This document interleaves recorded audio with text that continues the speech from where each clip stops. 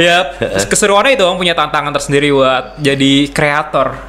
Jadi kita punya aset yang nanti akan bisa diwariskan buat ke depan buat keluarga kita, buat anak-anak kita. Itu sebuah lagu kan aset kayak properti aja, Om. Itu pokoknya jangan sampai berhenti berkarya deh. Kalau jalurnya pas, pokoknya insya Allah rezeki. Ini Om, kalau kita ngasih lagu ke anak kecil, kalau dia hafal laku. itu apa formula. Jadi kunci di bocah gitu ya. Bocah, serius Om, sumpah. Berarti uang lu keluar banyak dong, beli es krim bakal iya, pokoknya anak-anak kecil main diracunin aja.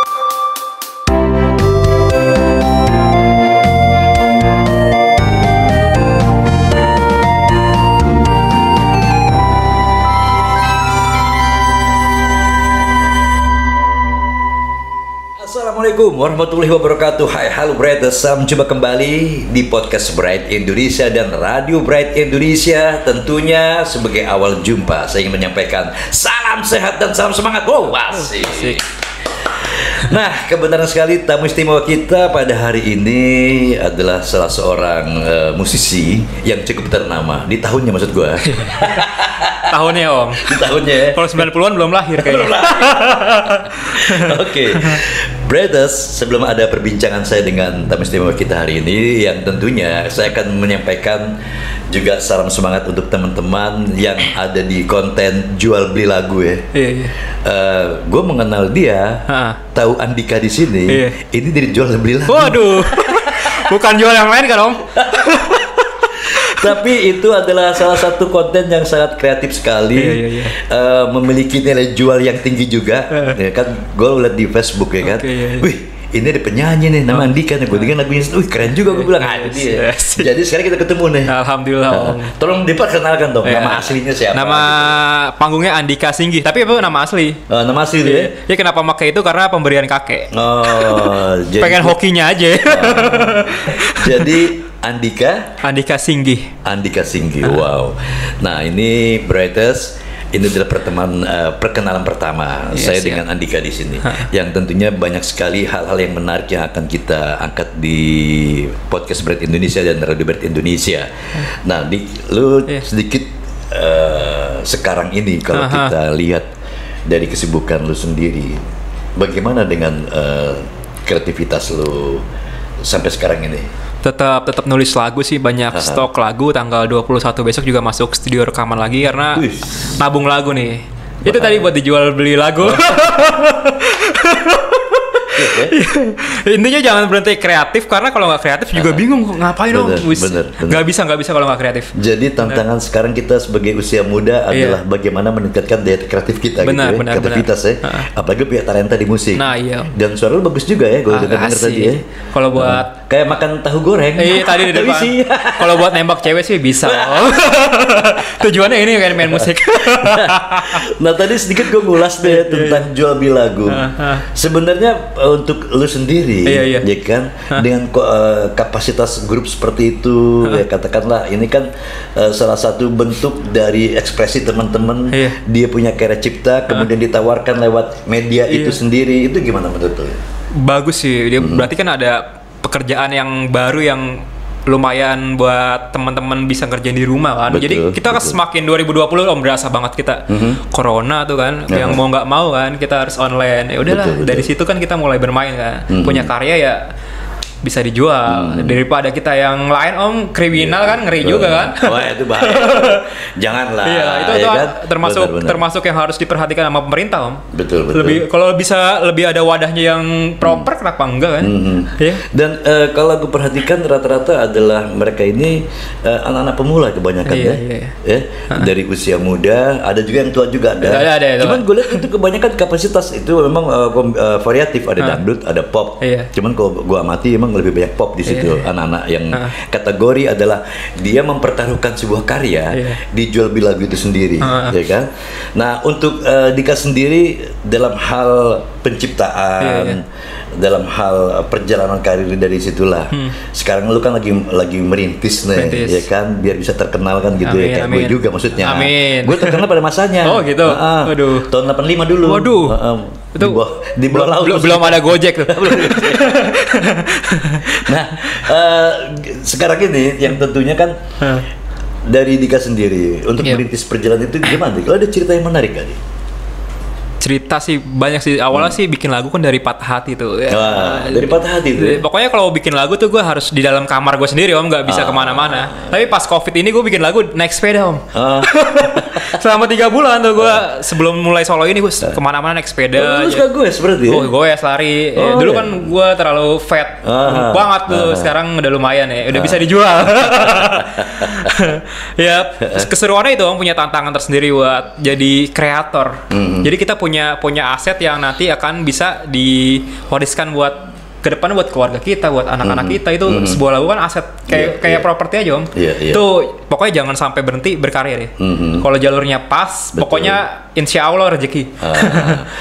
Terus ya tadi sempat gue dengar lu juga pernah membentuk sebuah kelompok musik atau grup band ya? Iya. Itu gimana ceritanya bro? Dari SMA sih. SMA ya? SMA main pang-pangan yang lucu lah. Berarti ada sedikit perbedaan aliran loh. Dulu aliran sesat, sekarang aliran ini. Oh iya, dulu sesat, sekarang sesat juga. Cuman lebih slow aja.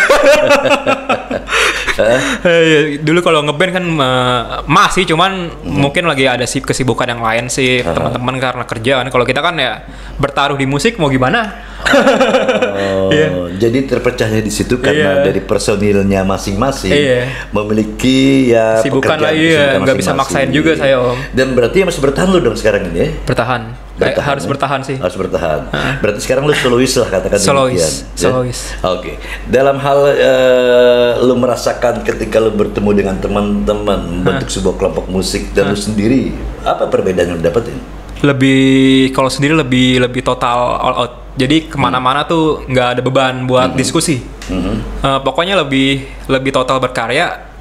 Pokoknya semuanya dikerjain sendiri lebih puas. Jadi nggak ada debat ribut-ribut. Nih gue nggak suka ini nih, gue nggak suka. Aduh, bingung nih. Bukannya lebih maju malah lebih mundur lagi.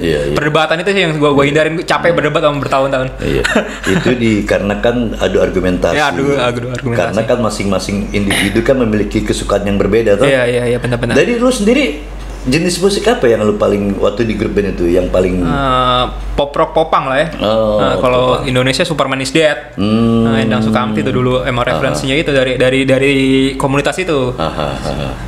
Nah, sekarang lu melunak gimana ceritanya tuh? Waduh, gue denger lagu tadi melunak banget gitu. Pasar. Pasar. Gitu deh. Jauhin dulu. Gara-gara corona. Gara-gara corona. Dan itu yang membangkitkan lu ya untuk keluar dari zona nyaman. Tidak aman jadi aman gitu kan? Bener ya, aman ini ya. Aman banget sih. Cuman 3 kunci jadi ya. Itu dia tuh, 3 kunci jadi. Luar biasa. Ada sesuatu hal yang tentunya di sini Bretes ingin mengetahui atau ya mencoba-coba ya, punya karya lagu jangan malu-malu, dibuat saja pakai gitar kopong pun udah bisa sebenarnya kan. Udah naikin aja ke medsos seperti itu. Penting banget sih kalau nggak ada karya yang jelek sih, tergantung selera kita aja. Betul. Iya. Kadang kita bilang jelek tapi orang lain bagus ya kenapa enggak? Itu yang pasar yang memilih om. Nah, untuk diri lu sendiri misalnya, untuk mempertimbangkan antara jelek dan bagusnya sebuah karya. Ketika lu menciptakan sebuah karya di sini ya, lu pastikan ada sisi pertimbangan. Lu keraguan, aduh kayak jelek macam ini, kayak gitu. Lu ada nggak temen yang menjadi curhat atau lu memutuskan sendiri?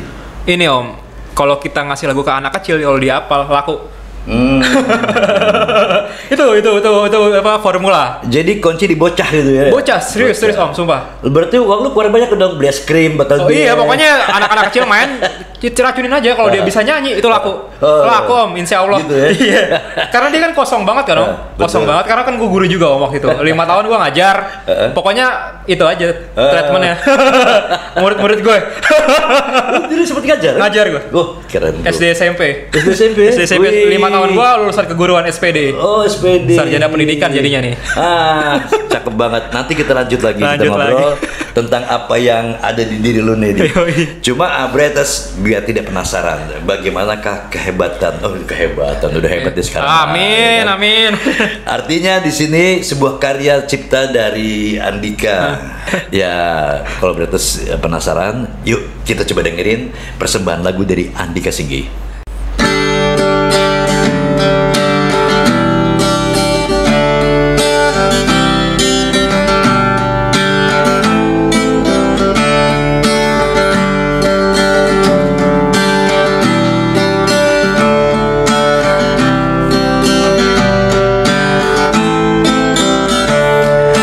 Tatap matamu meluluhkan hatiku saat pertama kita bertemu.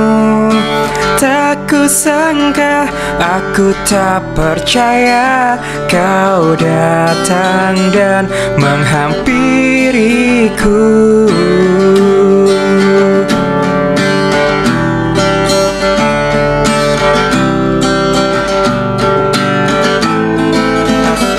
Kau beri senyuman, sebuah harapan, perkenalan singkat yang tak pernah kubayangkan dalam hidup ini. Ku merasa sepi, namun kau hadir dengan sejuta kerinduan. Cinta yang lama tak ku rasakan. Jika suatu hari nanti kita bersama lagi, takkan ku lewatkan ceriamu. Membuatku berjanji akan selalu menjagamu, karena kau adalah malaikatku.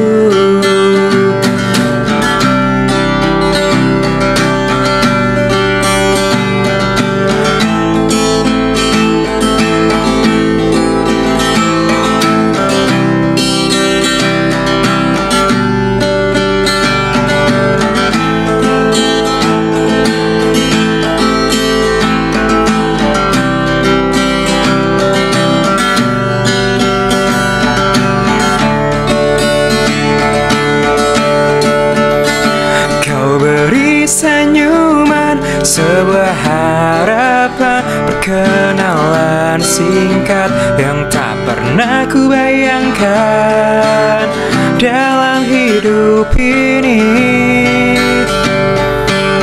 Ku merasa sepi, namun kau hadir dengan sejuta kerinduan. Cinta yang lama tak ku rasakan. Jika suatu hari nanti kita bersama lagi, takkan ku lewatkan ceriamu.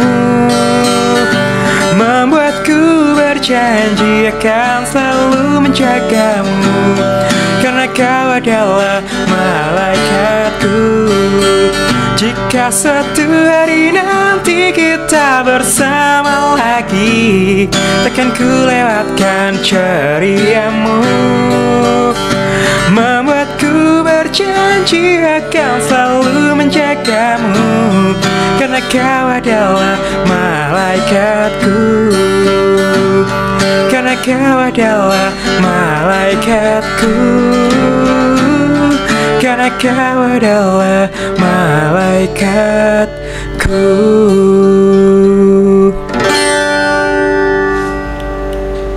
Mungkin anak bandel tuh nggak ada penyebabnya, karena nggak ada anak yang bandel sebenarnya kan. Cuman beda jalurnya aja. Mungkin dia sukanya ngelukis, dimasukin sekolah bola, nggak masuk. Nah pas yang dirilis soundtrack itu kaget juga sih, termasuk meledak sih, filmnya 15 juta tayangan kan. Oh iya? Iya, kaget juga tuh. Wah, dapat royalti banyak loh. Kayaknya udah habis beli ini ya. Kaget aja om, kayak wah ternyata di pelosok-pelosok dengerin lagu gua sampai dia upload di TikTok di ini, kaget juga ya.